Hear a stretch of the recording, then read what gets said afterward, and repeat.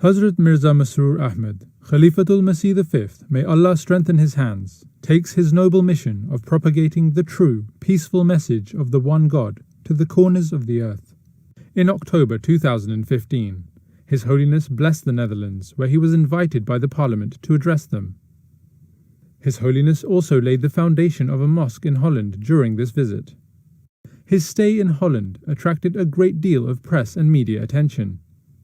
Representatives of various media got the opportunity to talk directly to His Holiness and ask questions on a variety of contemporary issues. Your visit to the Netherlands is for a main reason. Would you mind telling us what had your invitation? I had an invitation from the Foreign Affairs Committee of Netherlands Parliament that I should come there and say a few words to them, a sort of discussion and reception. So one of the main reasons was this. Apart from that, we have to lay the foundation stone of our mosque in Elmere. So this is the second program which is going to be held next day. So apart from that, I do visit my community members to see them, to meet them, to see their problems. So I will have a busy schedule here. Yes, you have a very busy week. You're staying in Nunspeet the entire week? Hopefully, yes. Okay, you like it here? Yeah, it's a very good place, very pleasant and scenic. You enjoy here. Whenever I come here, I enjoy the life here in Nunspeet. I found out that the Ahmadiyya community is the first community who has ever built a mosque in the Netherlands. We were the first community. In that time, since now, a lot have changed, also in the views about Islam. How do you reflect on that? The change is not only here in this country, everywhere in the world. And actually, the change is not only this only has happened with regards to Islam, but the general attitude of the people has changed towards religion. You could see when we built our first mosque there in the Netherlands, even, I don't know, before your birth or after, but at that time, people were very much inclined towards religion. They liked religion.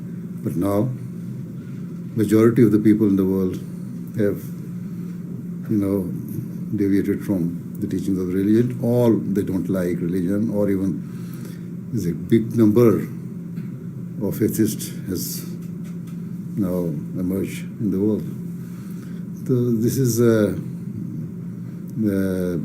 change in the attitudes. And because of this, the attitude towards Islam has also been changed. If Islam does not promote violence, then what actually is the teaching of Islam? This was a common question asked by almost all journalists that got the chance to speak to His Holiness. Yeah. A lot of people in Holland, they are really anxious about the growing number of Muslims in their country, not especially Ahmadiyya Muslims, but more in general. And especially among the refugees who are coming in huge numbers now to Europe. Can you imagine their fear for Islam? The fear of the local people? Mm-hmm. You see, naturally, when they see that how they are behaving in their own countries and what is happening there in their own countries, there's disturbance, there's violence, there's extremism, they are killing each other. So this is the natural reaction. The people think that all what is happening in the world today, this restlessness, extremism, fights, this and that, is all happening because of Muslims or Islam, whereas it is not true. So according to my belief, the true teaching of Islam is quite different from that of what is being shown today or portrayed today by majority of the Muslims, or majority of those people who claim themselves to be the leaders of the Muslim community. Right? So but when I reflect on this, my faith rather increases. Why? Because it was foretold by the Prophet of Islam, sallallahu alaihi wasallam, that the time would come when his ummah, his people, Muslims will go astray. They will leave the true teaching of Islam. And at that time, the reformer of the age will come, and whom he entitled Mahdi, the guided one, and the Messiah, as the Messiah came 1,400 years after Moses. So, and he will reform and revive the true Islam. So we believe that that person has come and that prophecy has been fulfilled, even without even having seen other signs. This is the big sign you are seeing today, at how the Muslim community is behaving. And when we read the Quran, we see the different thing. When we ponder over the true teaching of Islam and Quran, we see the different thing. So this is why I say it makes me feel comfortable and strengthen my faith. So we are here now to give the true picture of Islam to the people of the world. And we have been doing this job for the last 125 years. But how do you explain that young Muslims, like in the Netherlands, radicalize? That they are well educated, they are well integrated in that society, and still they pick up weapons, they go to Syria, fight for IS. Why is this? You see, when you continuously give your message, same message, and try to brainwash them, you see, the main role is being played through internet.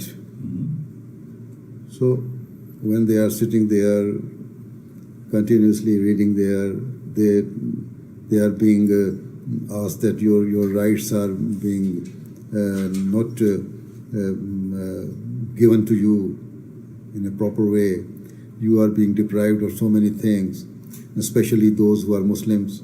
See, you are living here in Europe, enjoying the life, whereas your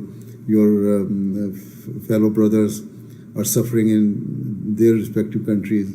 And why don't you come out and help them? And even not only that you are enjoying here after 2008 crisis, you see there's huge unemployment here in the Europe as well, right? And not only unemployment, but also the prices have gone up very high. There's recession, and the markets are not stable, and purchasing power has reduced.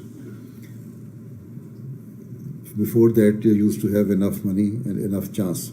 Even banks have stopped granting loan for different purposes. Even if they grant loan, they will ask you to satisfy them, to justify their plan and program. Even to purchase a house, before that, even if you have 5% of down payment, they will grant you loan. Now, even more than 20% is asked by the banks before they grant you loan, and even then, there are so many other security measures taken before you are granted loan. So these all sort type of things are frustrating them. In UK, for instance, 1.8 million people are still unemployed. The youth is unemployed, and whenever there is any measure taken to reduce unemployment, the experienced people get better jobs, and the youth still is being deprived of their whatever they think from their rights. So there are so many causes of it. Many wanted to know that if the teachings of the Holy Quran are so peace-loving, where do extremist Muslims derive their idea of jihad from? So are they reading the Quran and other holy scriptures the wrong way? They read, but they understand it, interpret it in the wrong way. What do You see, they understand wrong? there's a difference between jihad. Jihad means to struggle for something good. And there's the qital, the word, another word used, and that is war with sword. And that is in very few verses of the Quran when it is permitted that when the war is imposed on you and you have to react in the same manner, then there should be some ethics. Quran says that if the prisoners of wars are captured, then you try to release them as soon as possible. Now, what do you think the climate is that causes these wrong interpretations? You see, this is why this was prophesied by the Prophet of Islam, that in the latter days, I have said earlier, in the latter days when the real teaching of Islam will be forgotten. And at that time, the reformer will come, who will be titled as Mahdi and Messiah. And he will revive Islam and bring Islam into its true shape. So, from the very beginning, the interpretation of the Holy Quran by the founder of the community is quite different. Even not that he has interpreted in this way. There were some other scholars as well in the olden days who interpreted the Quran in the same way. But these people are actually interpreting this just to gain their own interest. For 10 good years, the Holy Prophet of Islam was persecuted in Mecca. He never reacted, never retaliated. Then, because of the conditions there, he migrated to Medina. And there, after almost 1 or 1.5 years, the infidels of Mecca attacked him.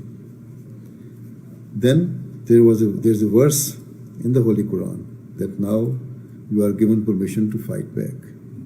And why? The next verse says, because if you did not stop them from fighting or killing you now, they will try to finish the religions of the world. And it says, it is mentioned in the Quran that if you did not stop them now, they will not only demolish or destroy your mosque, they will not leave any church, any synagogue, any temple, or any place of worship intact.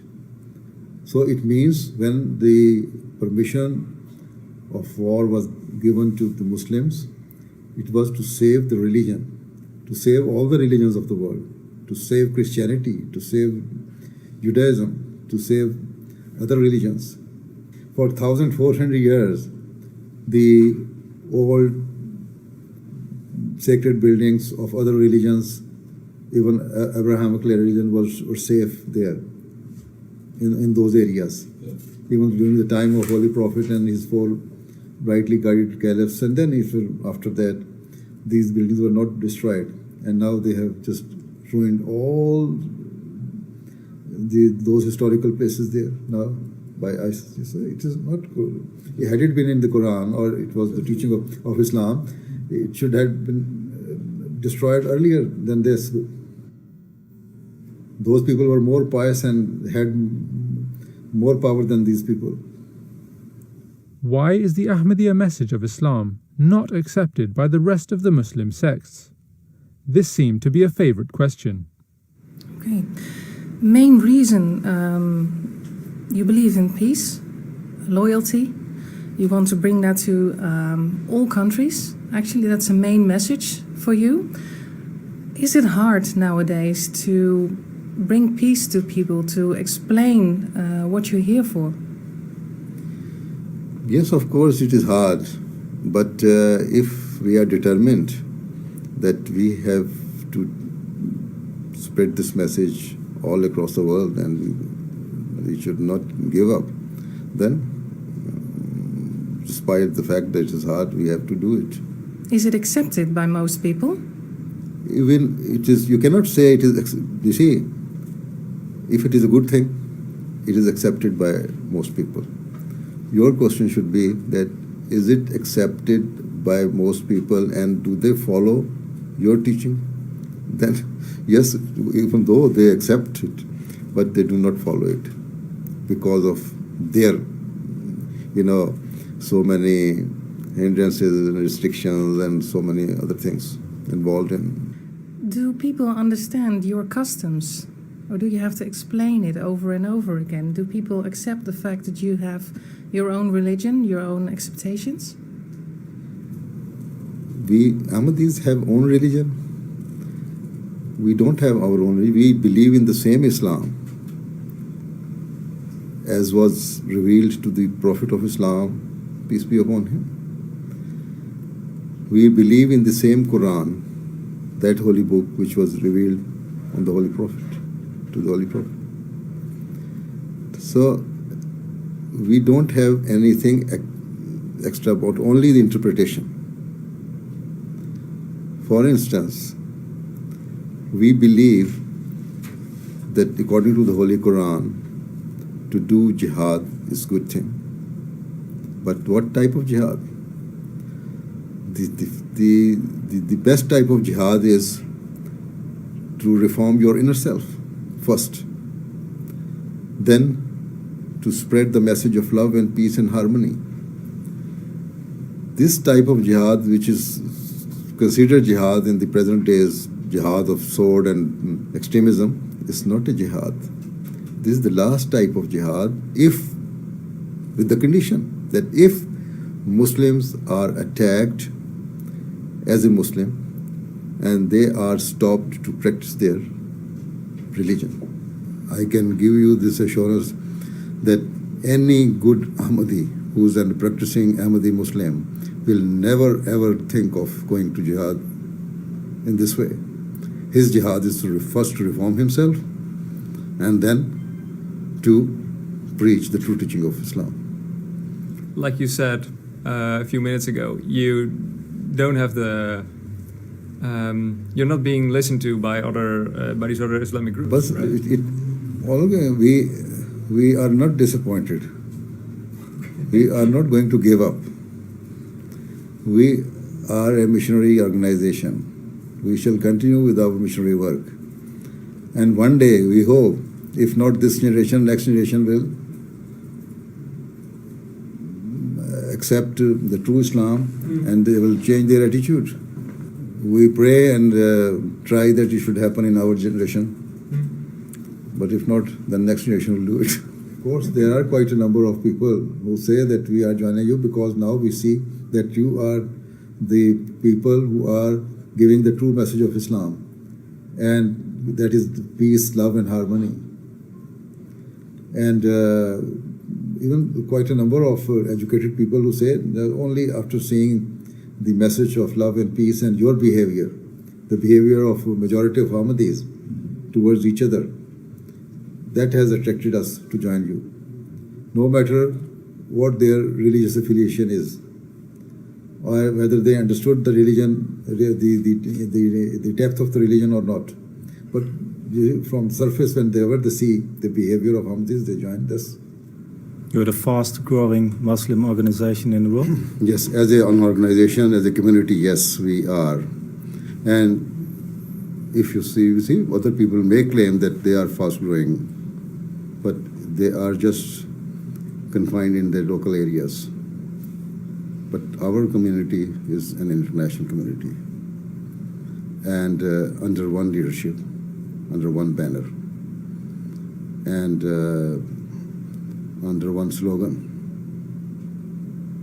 When we say,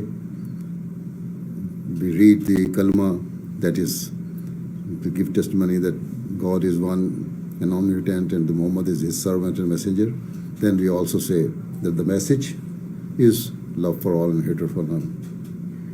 The influx of Muslim refugees is a challenge faced by the European nations. Hazrat Khalifatul Masih had thorough guidance to offer when questioned about the issue of unrest in the Muslim world and the mass migration to Europe. You probably heard of the refugees who are in Nunspeet as well. Are you planning on visiting them as well? Refugees from where? From Syria? Anyway, I didn't know that there are some refugees here in Nunspeet.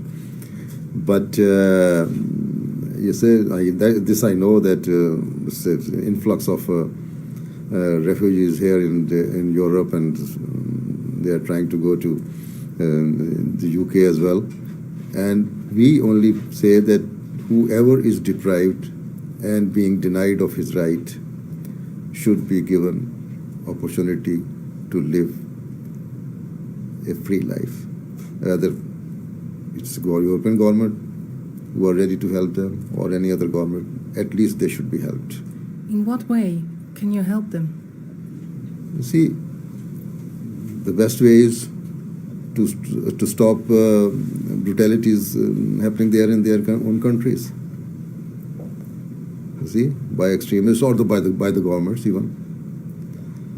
And secondly, if they have migrated and they are true immigrants, refugees, then they should be given some opportunity to settle down for the time being, and after that, when the conditions come to normal there in their own country, then they should be sent back and be helped there to establish themselves again. And the first, the duty and the foremost duty is of the neighboring countries, the Muslim world. Saudi Arab is a very rich country, Kuwait, rich country, Middle Eastern countries, Gulf countries. They should try to help settle those people. If they are real refugees, just we should help them. But it was also said, it was on the news, that the ISIS representative said that among every 50 genuine immigrants or refugees, one of them is ISIS member who is going to be used in the Western world. So, if you count the head of, after every 50, how many people you are getting? A lot. So, it's an alarming situation. If you see, one thing is that they should be contained in a separate area. They should be kept in a separate area where you provide them food, shelter, whatever the necessity of life they need or require, or you think they should be given, they should be given. But with proper vigilance and surveillance.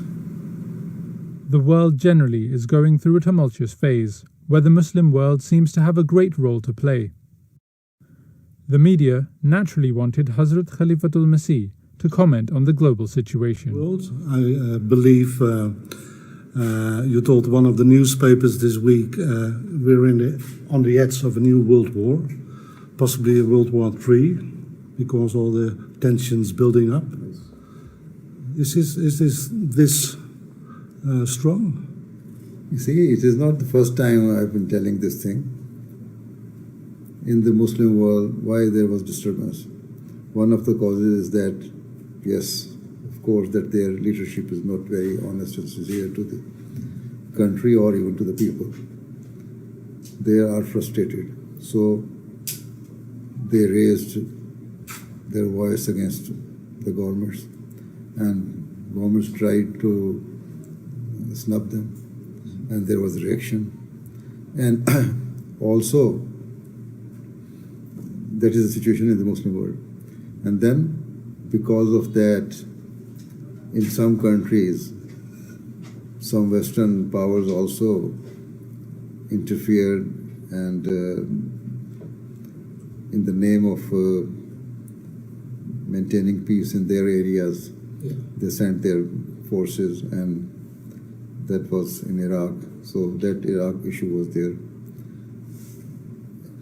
And because of that, Muslim world became frustrated that these powers might be trying to usurp power.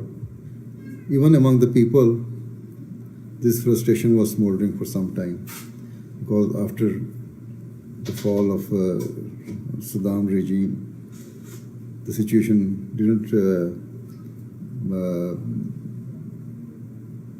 come to normal. Even it was, going worse to worse. Then another thing cropped up there in that area was the Syrian situation. There also, although Western powers did not interfere directly, but indirectly helped those who were against governments. So there are so many things which are causing this disturbance. And the thing was smoldering for some time.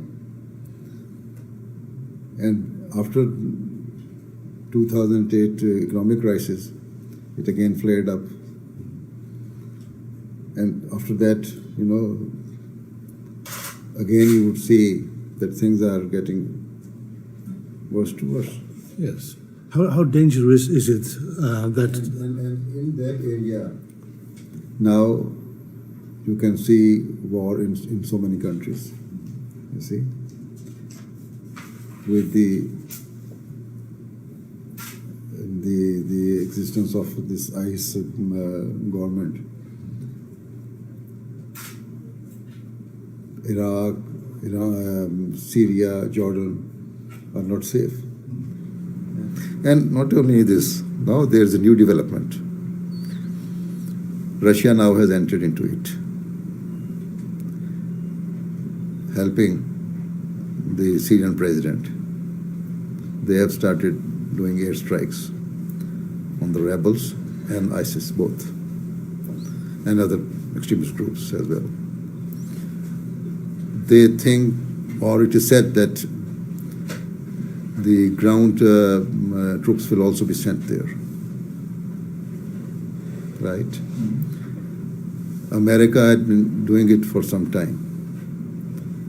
And after having Russia entered into this, America is also under threat, and they cannot, now they have their own interests.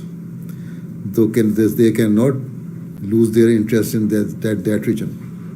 So war is going to be expanded now. There was the news that during last 4 or 5 months, American army trained the rebels who are fighting against Syrian government. But what happened? After the training finished, almost 300 of them have gone to join Al-Nusra organization, that is another extremist group, with all the arms and ammunition and tanks and trucks and tankers, everything. So, what did the American government get out of it? So you see, it's wrong policy. Instead of helping governments, they are trying to help the rebels. If you want to finish ISIS, you will have to help government, as Russia is doing. And again, there is another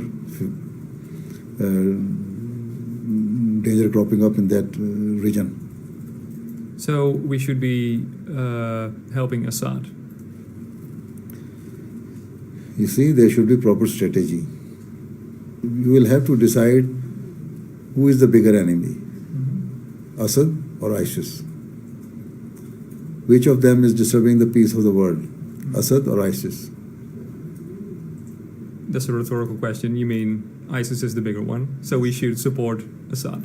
Anyway, we should support all those groups or governments who can fight with the bigger enemy of the world. Right. Should support the least least evil option. Yes. Mm.